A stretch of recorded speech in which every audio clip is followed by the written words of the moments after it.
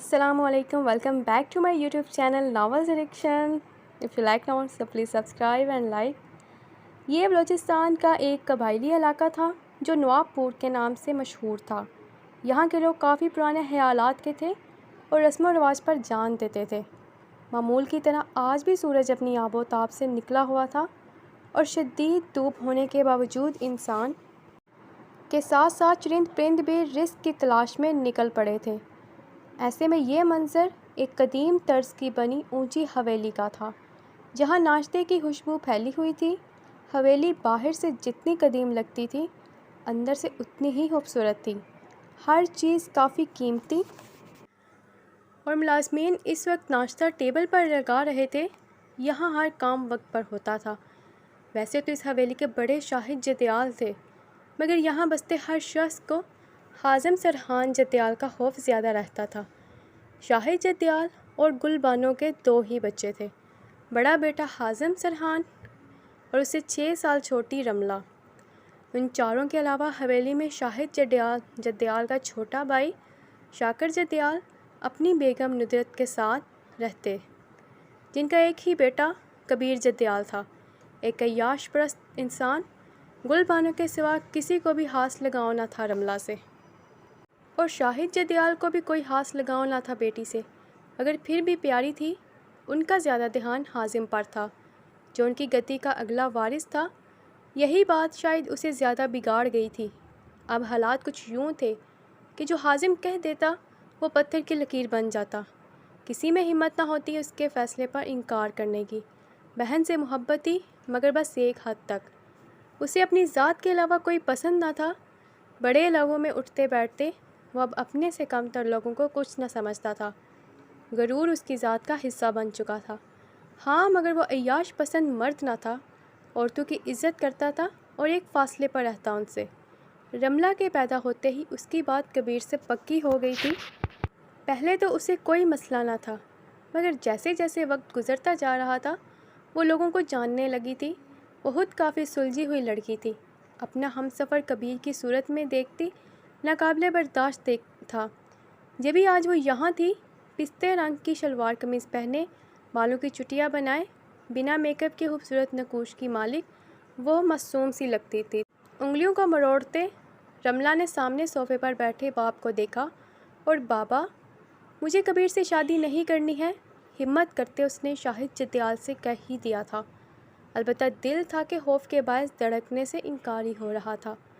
جبکہ دوسری طرف شاہد جدیال نے پہلے حیرت پھر غصے سے اکلوتی بیٹی کو دیکھا جو ان کے سامنے کھڑی ان کے فیصلے سے انکار کر رہی تھی. تم مجھے انکار کر رہی ہو اپنے باپ کو؟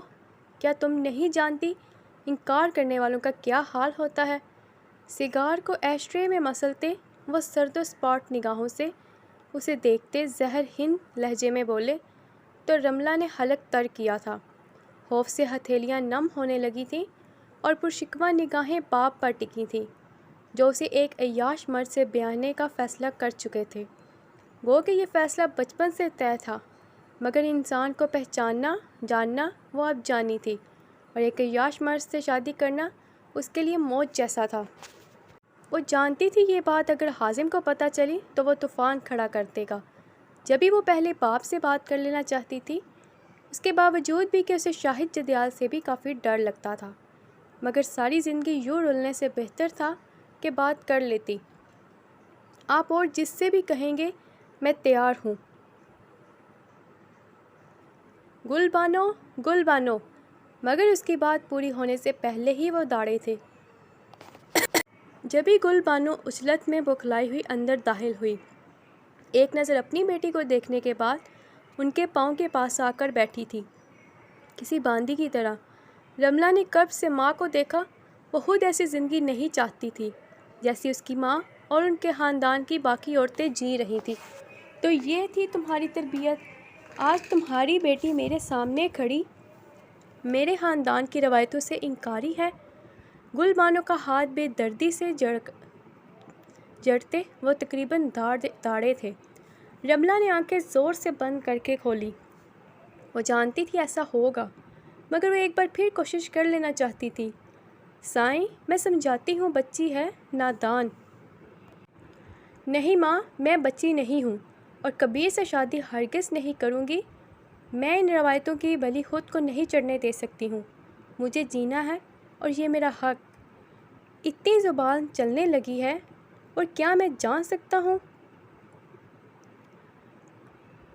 کہ یہ کس کے الفاظ بولے جا رہے ہیں؟ جس کا ڈر تھا وہی ہوا۔ حازم سرحان یہاں پہنچ آیا تھا اور اب بالکل اس کے سامنے سینے پر بازو باندھے سراپا سوال بنا ہوا تھا۔ رملہ نے آنکھیں زور سے بند کرتے کھولی تو سامنے ہی وہ سرد نگاہوں سے اسے دیکھ رہا تھا۔ گرے کاٹن کی شلوار قمیض پہنے اس کے وجیہہ چہرے اس وقت خطرناک حد تک سرخ ہو رہا تھا۔ رملہ نے نگاہوں کا رخ موڑتے گل بانو اور شاہد جدیال کو دیکھا۔ وہ دونوں بھی کھڑے حازم کو دیکھ رہے تھے۔ پھر دوبارہ حازم کو دیکھا جو ہنوز سرد نگاہوں سے اسے ہی دیکھ رہا تھا۔ میں خود نہیں کرنا چاہتی ہوں، میں اسے پسند نہیں کرتی ہوں۔ باپ کے سامنے تو پھر بھی بول لیا، مگر بھائی کے سامنے بولا بھی نہ جاتا تھا۔ مگر اس نے جیسے تیسے کر کے جملہ پورا کر ہی لیا۔ حازم نے اس کے چہرے کو بغور دیکھا۔ یہ اس کی بہن نہیں ہو سکتی تھی۔ دیکھا، یہ تربیت کی ہے اس کی ماں۔ پھر کس سے شادی کرنی ہے تمہیں؟ ہاتھ اٹھا کر شاہد جدیال کو بولنے سے روکتے وہ اسے دیکھتے ہوئے بولا۔ لہجے میں عجب وحشت تھی، عجیب سرد مہری تھی۔ رملہ کو شدید رونا آیا۔ باقی جس سے بھی کروا دیں، مگر کبیر آنے والے اتوار کو اس کا نکاح پڑھوا کر عزت سے رخصت کرتے اور تم باپ کو بولتے۔ ایک بار پھر اس سے مخاطب ہوا جس کا چہرہ پل میں آنسو سے بھیگ چکا تھا۔ نکاح کے وقت اگر کوئی ہنگامہ ہوا تو یاد رکھنا، میں جان لے لوں گا تمہاری اور اس کی بھی، جس کے بل بوتے تم نے بغاوت کرنے کی کوشش کی ہے۔ امید ہے تم سمجھو گی۔ اپنی بات مکمل کرتے وہ بنا دوبارہ کسی کو دیکھے جیسے آیا تھا ویسے ہی کمرے سے جا چکا تھا۔ اس کا فیصلہ کون رد کر سکتا تھا؟ شاہد جدیال مطمئن سے ہو کر دوبارہ صوفے پر بیٹھ گئے، جبکہ گل بانو نے اپنی بیٹی سے نگاہیں چرائی تھیں، جبکہ رملہ جدیال پتھر کی مورت بنے وہیں کھڑی رہ گئی تھی۔ ہم نے ایک دوسرے کو خود ہار دیا، دکھ ہے یہی، کاش ہم دنیا سے لڑتے ہوئے ہارے ہوتے۔ اتنی حیرت تمہیں مجھ پر نہیں ہونی تھی اگر تم نے کچھ روز میری طرح گزارے ہوتے۔ یہ یہاں کیا ہو رہا ہے؟ اتنی آگ اور یہ سب! گلزار، یہ کیا ہو رہا ہے؟ کل رات اس نے سنا تھا کہ کل کوئی جرگہ تھا اور آج وہ یہاں آیا، مگر سامنے کا منظر اسے حیرت زدہ کر گیا تھا۔ سامر میر واحد یزدال کا اکلوتا بیٹا تھا۔ خوبصورت وجہ، نقش ورزشی جسامت اور لمبا قد تھا۔ سیاہ بال اس وقت بے ترتیبی سے ماتھے کو آ رہے تھے اور گہرے نیلے رنگ کی کاٹن کی شلوار قمیض پر کئی سلوٹیں پڑ چکی تھیں۔ بازو کو کہنیوں تک فولڈ کرتے بازو کمر پر باندھے تھے۔ شیو ہلکی بڑی ہوئی تھی۔ وہ ایک خوبصورت نقوش اور مناسب قد کاٹ کا مالک تھا۔ گو کہ وہ ایک بڑے خاندان کا اکلوتا چشم و چراغ تھا، مگر اپنی زیادہ زندگی باہر ہی گزارتی، اور اب کچھ دنوں پہلے ہی وہ بلوچستان اپنے گاؤں واپس لوٹا تھا، جہاں واپس آ کر سکون کا سانس نصیب ہوا۔ وہیں یہاں کی عجیب و غریب اور قابل اعتراض رسم و رواج سے پریشان کیے جا رہے تھے۔ یہاں کے لوگ جدید زمانے سے کافی دور زندگی بسر کر رہے تھے۔ صرف یہی نہیں، وہ ترقی کرنا ہی نہیں چاہتے تھے۔ ان کے لیے ان کے رسم و رواج ہی ان کی زندگی تھی۔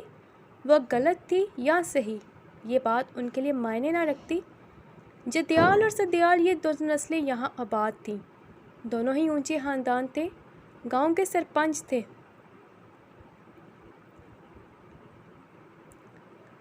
کسی ایک کی حکمرانی نہ تھی۔ سدیال اور جدیال دونوں ہی ایک سے مانے جاتے۔ اور بھی کچھ زمیندار تھے، مگر سرپنچ یہی دو تھے۔ جدیال خاندان سے شاہد جدیال اور سدیال خاندان سے واحد سدیال، دونوں کے درمیان اچھی دوستی تھی۔ سامر میر اور حازم سرحان بھی بچپن سے اچھے دوست تھے۔ وقت درمیان میں دوریاں لے آیا، مگر جدا کرنے میں ناکام رہا، جبھی وہ آج بھی کافی اچھے دوست تھے۔ یہ یہاں کے لوگوں کی بدقسمتی تھی کہ شاید دونوں ہی سربراہ ان کو اچھے نہ ملے۔ मगर शिकवा शिकायत का हक किसी के पास न था, ना ही किसी में हिम्मत थी।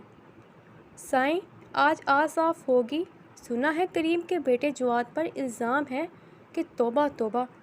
उसने साथ ही कानों को हाथ लगाया। अपने चचा की छोटी लड़की को हरास करने की कोशिश की है। अब इतना बड़ा इल्ज़ाम लगा है। आज जिरगा तभी बैठा है और फैसला होगा।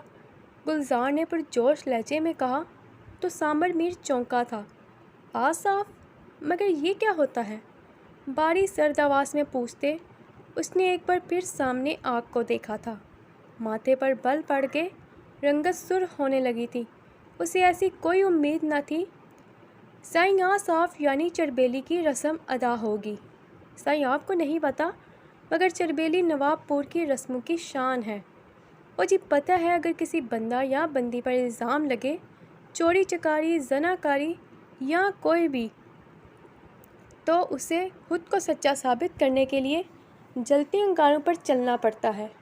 अगर वो सही सलामत चल जाए तो मतलब वो बेगुनाह है, और अगर ऐसा ना हो तो उसे सख्त सज़ा दी जाती है। फिर अंगारों पर चलने के बाद कोई ठीक हो भी सकता है क्या? नागवारी से उसकी बात काटते कहा। गुस्से के बायस रगें उभर चुकी थी कनपटी की। बस अब यही देखना बाकी रह गया था।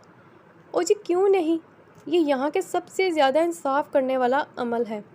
वरना अदालतों में तो सालों इंसाफ के लिए धक्के खाते रहते हैं, मगर कोई इंसाफ नहीं मिलता। मगर चरबेली के ज़रिए बेगुनाह बचा जा सकता है। रुकें जी, मैं आपको तफसील से समझाता हूँ।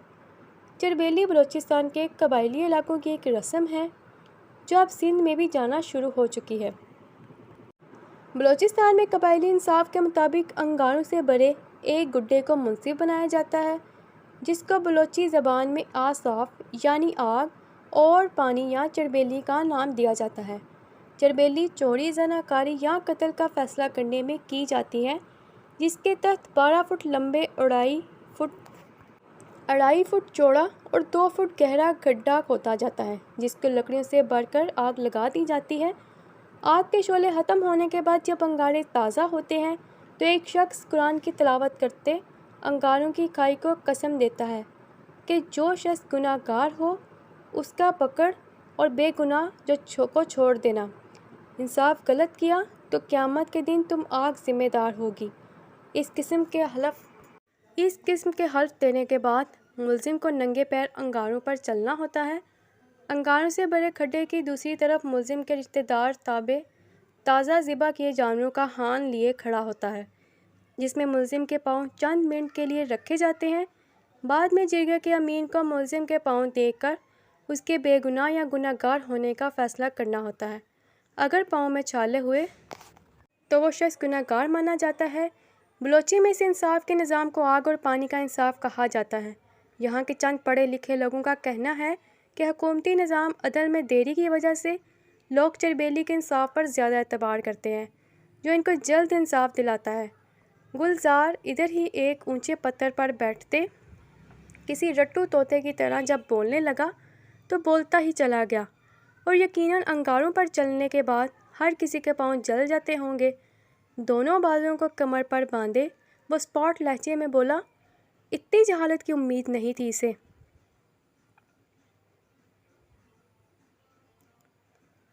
नहीं साईं जी, ऐसा नहीं होता, बल्कि जो मुजरिम ना हो वो सही सलामत। मगर जैसे ही उसकी नज़र सामर पर पड़ी, वो बोलते बोलते रुक गया था। सामर सर्द निगाहों से उसे देखने के बाद एक बार फिर उस आग को देखने लगा था।